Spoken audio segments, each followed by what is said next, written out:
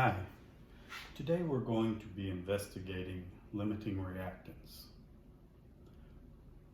In these Erlenmeyer flasks, each of them contains 100 milliliters of 1 molar hydrochloric acid. And it also has some universal indicator in there so that we can use that to detect the presence of the acid. When acid is present, it will be red. For this investigation, we'll be looking at the reaction between hydrochloric acid and magnesium metal. We'll be using magnesium turnings. I have some in a beaker here. Small pieces of magnesium metal, shiny, very small pieces.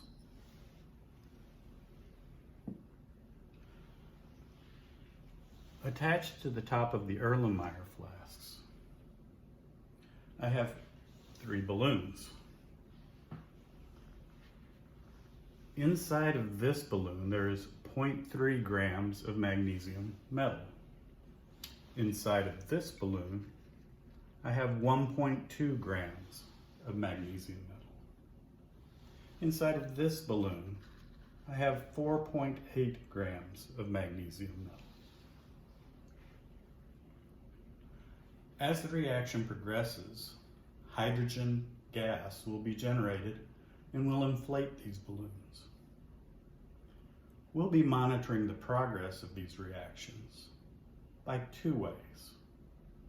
First of all, we'll be looking at the color of the indicator. We'll know that when the red color disappears, there is no more acid left in the solution. The main way we'll be monitoring the progress of the reaction, though, is by looking at the size of the balloons. The more gas that is generated, the larger the balloons will inflate. I'd like you to take a few moments now and crunch the numbers and try to figure out what the relative sizes of these balloons will be when the reactions are all finished.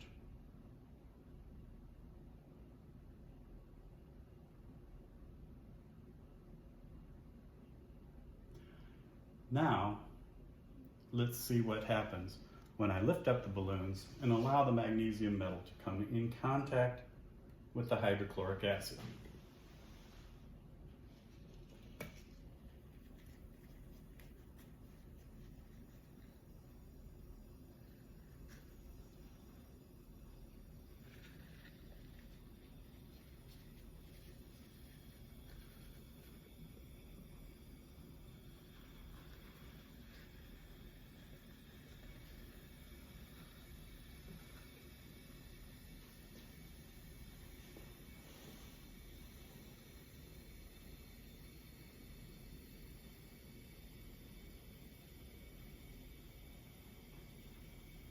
We see that at first, the one on the right inflates, at least more quickly. But let's let it run for a while. We'll come back to this in a minute.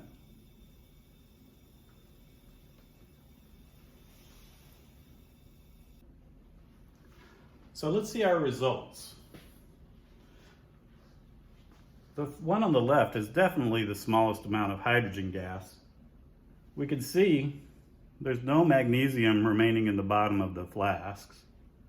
And there is still some red color indicating the presence of acid. We see that the balloons on the middle and right hand reactions are almost the same size. A balloon's a very crude instrument. This one seems a little deformed, but they're about the same volume. We can see that the red has disappeared from this one. And actually the reaction is still going on a little bit. There is hardly any magnesium left in the bottom of it. A little bit, not much. It takes the reaction, this reaction, for reasons you might want to think about, is going to take a while to really come fully to completion. This one seems to have stopped pretty well. We noticed, by the way, the red has disappeared, so there's no more acid here. Here the red has also disappeared, so there is no more acid. There is a lot of magnesium left over in the bottom. But again, the amount of hydrogen gas generated is about the same in these two balloons. Are these the results that you predicted?